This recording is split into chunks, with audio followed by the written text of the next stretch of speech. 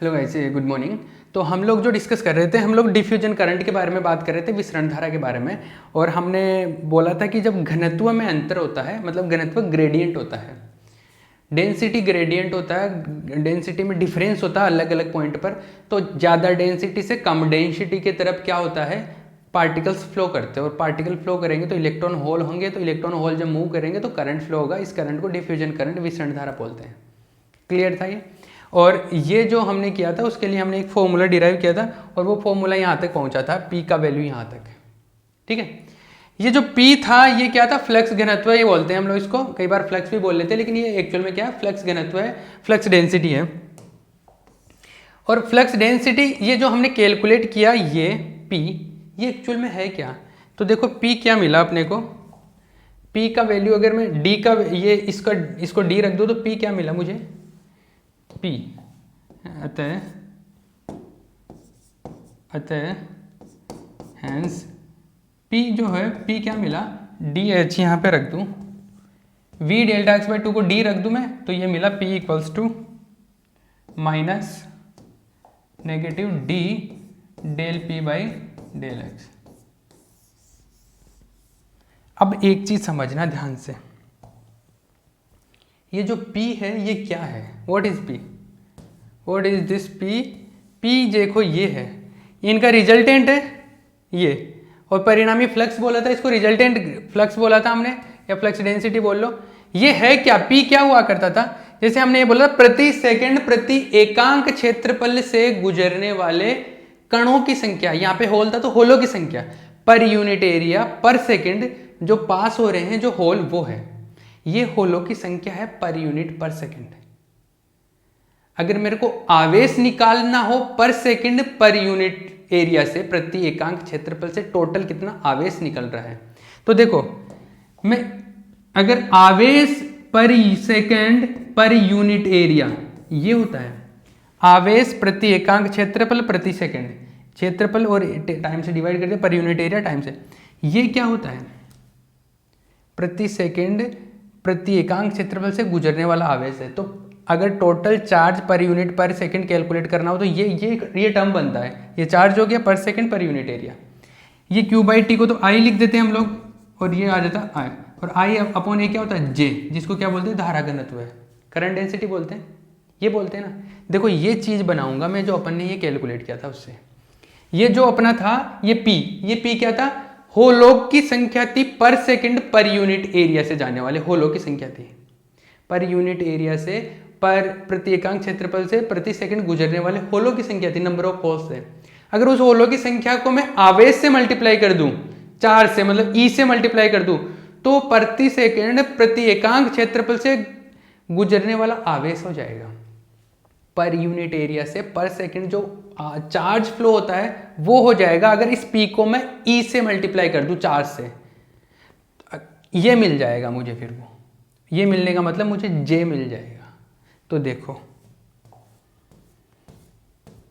ये मैं अब पहले लाइन लिख रहा हूँ, इस चीज को मैं बोल रहा हूँ कि ये जो डेरिवेशन है इसमें हर एक लैंग्वेज जो मैं बोल रहा हूँ उसी को फिर मैं जाके यहाँ पे लिख रहा हूँ, तो हर एक चीज जो मैं समझा रहा हूँ उसका इंपॉर्टेंस है यहाँ पे। तो देखो प्रति सेकंड प्रति एकांक क्षेत्रफल गुजरने वाले आवेश की मात्रा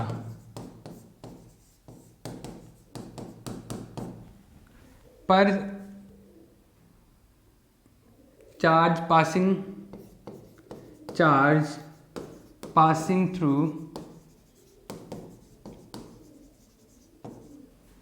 पर यूनिट एरिया पर सेकंड। और ये जो होता है चार्ज अगर पर यूनिट एरिया से पर सेकंड निकलता है उसको हम लोग बोलते हैं J, धारा घनत्व बोल देते हैं, इसको क्या बोल देते हैं, करंट डेंसिटी। तो इसको मैं अभी थोड़ी देर बाद में जाके इसको करंट डेंसिटी बोल दूंगा, करंट डेंसिटी लिख दूंगा। तो देखो ये जो है ये क्या होगा, टोटल चार्ज निकालना ना, तो ये P से E को मल्टीप्लाई कर दो, क्योंकि ये तो पर यूनिट एरिया से पर सेकंड होलों की संख्या है, होलों की संख्या को आवेश से मल्टीप्लाई कर दो, नंबर ऑफ होल्स को 4 से मल्टीप्लाई कर दो, तो ये हो जाएगा E into P, capital P. ये क्या है, ये एक्चुअल में करंट डेंसिटी है, धारा घनत्व है। क्या है, धारा घनत्व है, ये करंट डेंसिटी है, करंट डेंसिटी है, ये J है, ये E इंटू पी, ये है। अब देखो P का वैल्यू ये रखो यहाँ पे, तो J इक्वल्स टू आ गया,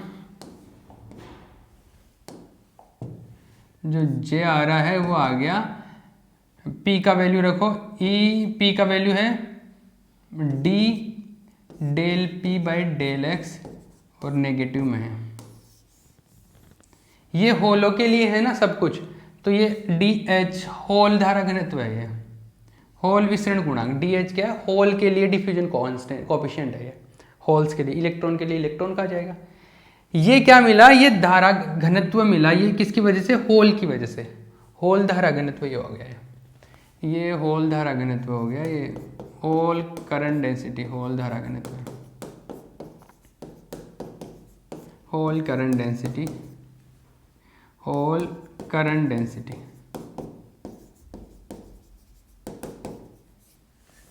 ये बात चमकी कि नहीं चमकी, अरे समझ में आया ना, JH equals to minus e D H del p by del x, ये होल के लिए मिल गया। अगर इलेक्ट्रॉन के लिए बात करूँ तो देखो क्या होगा, सिमिलरली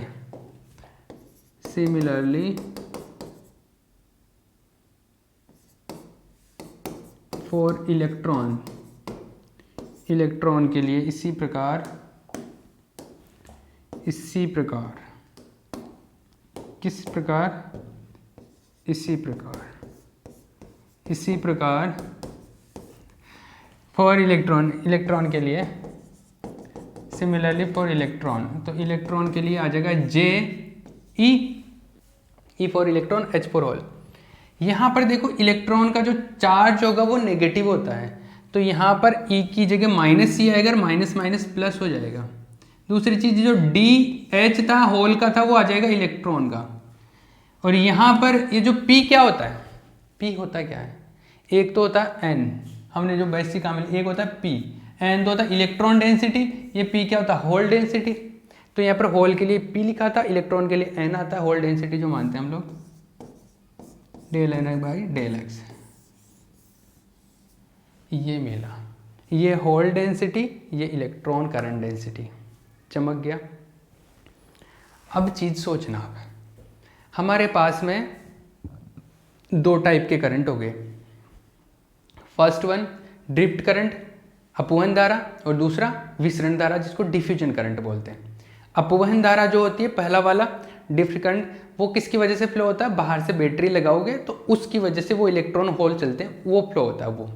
और ये जो दूसरा है ये किसकी वजह से होता है, घनत्व में परिवर्तन के कारण, डेंसिटी ग्रेडियंट की वजह से, घनत्व ग्रेडियंट भी बोलते हैं, तो प्रवणता या ग्रेडियंट, तो घनत्व में प्रवणता के कारण, मतलब अंतर के कारण। ठीक है, दो चीजें होगी। अब देखो मैं टोटल कैलकुलेट करना चाहूँ, विस्तरण वाला और ये वाला टोटल, तो वो टोटल कैलकुलेट करते हैं। देखो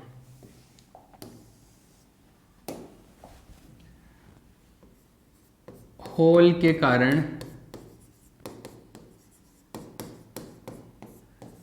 कुल धारा घनत्व, होल के कारण कुल धारा घनत्व, total current density, total current density due to hole, hole की वजह से जो टोटल करंट आएगा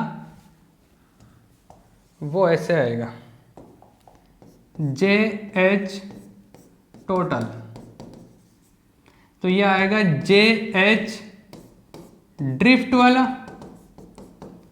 प्लस JH डिफ्यूजन वाला। अरे यही तो आएगा, ये तो अपवहन का हो गया, अपवहन की वजह से, और ये विसरण की वजह से, दोनों की वजह से जो धारा घनत्व आया था, दोनों की वजह से जो करंट डेंसिटी आया था वो टोटल कर दो।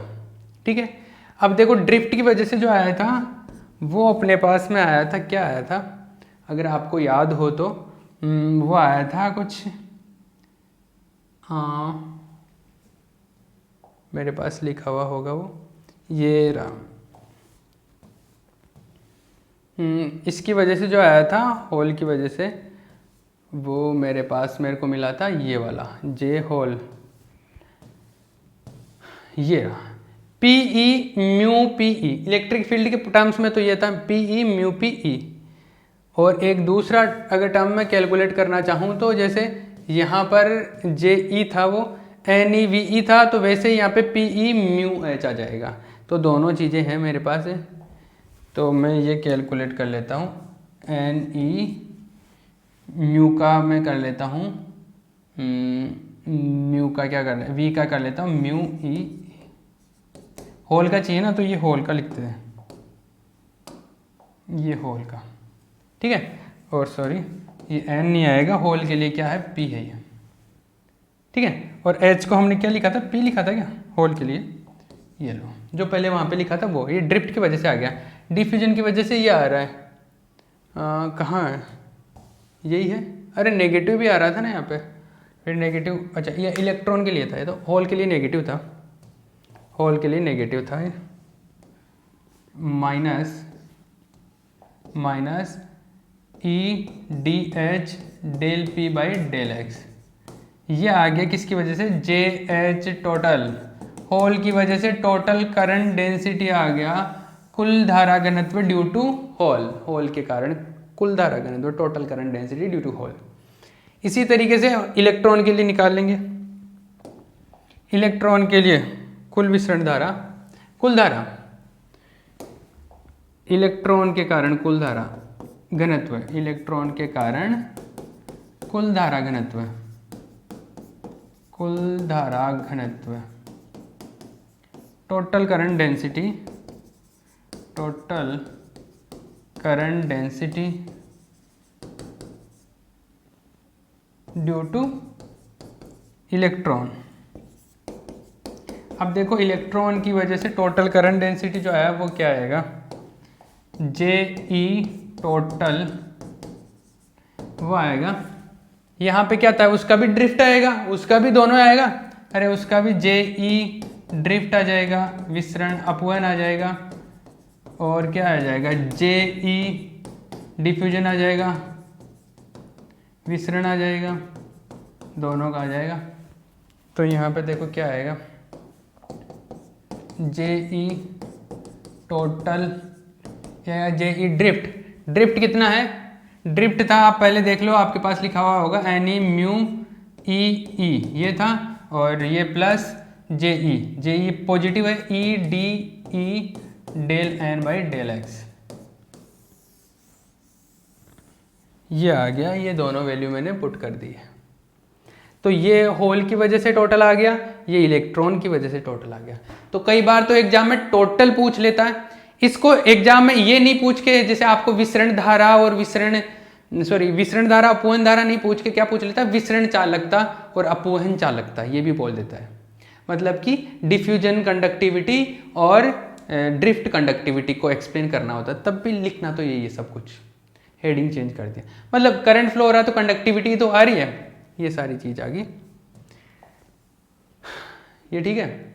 अब देखो एक आइंस्टीन ने यहाँ पर इसको डी को, इसको और म्यू को, मतलब ये देखो एक चीज समझ रहे हैं, यहाँ पे हमारे पास में दो टर्म आए करंट की वजह से, या करंट डेंसिटी, एक तो ये आया जैसे एक ही आया, दोनों में दो दो टर्म आए, ये जो आ रहा है ये म्यू और ये है डी, ये तो किसको बताता है, डिफ्यूजन को बताता है, विसरण को बताता है, और ये जो है ये ड्रिफ्ट को बताता है, ये अपवहन को बताता है, अपवहन धारा को, अपवहन धारा घनत्व को। ये मतलब क्या है, मोबिलिटी है ना, अरे मोबिलिटी है मतलब गतिशीलता, गतिशीलता को बताता है। और गतिशीलता किस किस सेंस में आती है, जब आप बाहर से बैटरी लगाते हैं तब। तो एक टाइप का करंट ये हो गया, एक टाइप का करंट हो, इन दोनों में एक ये कोफिशिएंट है, एक ये कोफिशिएंट है, ये भी एक कांस्टेंट है, ये भी एक कांस्टेंट है, इन दोनों में एक रिलेशन बताया मिस्टर आइंस्टाइन ने। तो आइंस्टाइन जी ने क्या बोला, तो आइंस्टाइन रिलेशन बोलते हैं उसको, आइंस्टीन संबंध,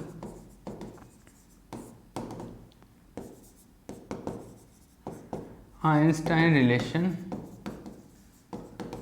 आइंस्टाइन ने बोला कि जो डी अपॉन म्यू जो होता है, भले ही होल के लिए ले लो या इलेक्ट्रॉन के लिए, इलेक्ट्रॉन के लिए भी ये होता है, और अगर होल की बात करो तो डी एच और म्यू एच या म्यू पी होल के लिए, मतलब ये के टी अपॉन ई के इक्वल होता है। मतलब ये टेम्परेचर पे डिपेंड करता है ये दोनों चीज़ें। के तो कांस्टेंट है, बोल्ट्जमान कांस्टेंट है। के क्या है? के तो बोल्ट्जमान कांस्टेंट ही है, के is Boltzmann constant, Boltzmann constant, Boltzmann नियतांक है ये तो। और टी क्या है? तापमान है, इसको केल्विन में लिया जाता है, केल्विन में। ई क्या है? इलेक्ट्रॉन का आवेश, इलेक्ट्रॉन का चार्ज है, सबको पता है। तो ये एक आइंस्टाइन ने फॉर्मूला दिया था, यहाँ पे आइंस्टाइन ने सूत्र दिया था ये इनको कनेक्ट करने के लिए। तो ये बातें हो गई भैया। ये टॉपिक जो था अपना दोनों करंट का, वो दोनों करंट का टॉपिक कंप्लीट हो गया। विसरण का भी हो गया है और अपवहन का भी हो गया, ड्रिफ्ट करंट का भी हो गया और डिफ्यूजन करंट का भी। और दोनों को कनेक्ट करने के लिए आइंस्टाइन जी ने ये एक फॉर्मूला दिया था। ये फॉर्मूला इस तरीके से आता है, ये ऐसे, ठीक है, क्लियर है। इस चैप्टर में 2-3 लेक्चर और आएंगे, उसके बाद में ये चैप्टर, ये यूनिट खत्म हो जाएगा। सबसे बड़ा यूनिट था एक तरीके से देखा जाए तो ये। और मैं थर्मोडायनेमिक्स स्टार्ट कर रहा हूँ 1-2 दिन में, तो आप थर्मोडायनेमिक्स भी साथ साथ पढ़ सकते हो। 5-4 दिन अगर पढ़ के देख ले किसी ने, मतलब देखना है तो, और बाकी कंटिन्यू करो आप थर्मोडायनेमिक्स को, ठीक है। थर्मोडायनेमिक्स भी एक कमाल का सब्जेक्ट है। हर चीज़ को मैं डेली लाइफ से कनेक्ट करके बताऊंगा। जैसे इसमें हम लोग जहाँ पर भी सर्किट आता है हम लोग सॉफ्टवेयर की हेल्प से सीखते हैं, ताकि वो एक बेसिक अंडरस्टैंडिंग डेवलप हो जाए, हमारे को फील आए। उसी वे में थर्मोडायनेमिक्स हमारे डेली लाइफ से कनेक्टेड है। तो थर्मोडायनेमिक्स को उस वे में स्टडी करते हैं कि जैसे मैं बोलूँ कि एक चाय का कप है, तो वहाँ से अगर हीट बाहर आ रही है तो हीट क्या है एक्चुअल में, एनर्जी बाहर आ रही है कैसे जा रहा, प्रेशर कुकर कैसे वर्क करता है, ये सारी चीज़ें जो होती है ना, ठंडा गर्म, ये हॉट कोल्ड, ये सारी चीज़ें जो है वो उससे कनेक्टेड होती है। तो एक बार आप पढ़ के देखिए 2-4 लेक्चर, अच्छा लगे तो आप कंटिन्यू कर सकते हैं थर्मोडायनेमिक्स को। और ठीक है, और हम लोग इसी ऐप के ऊपर इंग्लिश के लेक्चर और आ गए हैं, और IIT JEM का मैथमेटिक्स भी चल रहा है। IIT JEM का किसी को मैथमेटिक्स का करना है तो करे कंटिन्यू, तो IIT JEM का मैथमेटिक्स का IIT JEM मैथमेटिक्स एक मैडम पढ़ाते हैं, और वो मैडम IIT बॉम्बे से पास आउट है, IIT बॉम्बे से है। तो आप पढ़ के देखिए, मैं तो अच्छा ही बताऊंगा कि हम लोग अच्छा ही पढ़ा रहे हैं, लेकिन आप पढ़ के देखिए, अगर आपको समझ में आता है तो आप कंटिन्यू कर सकते हैं।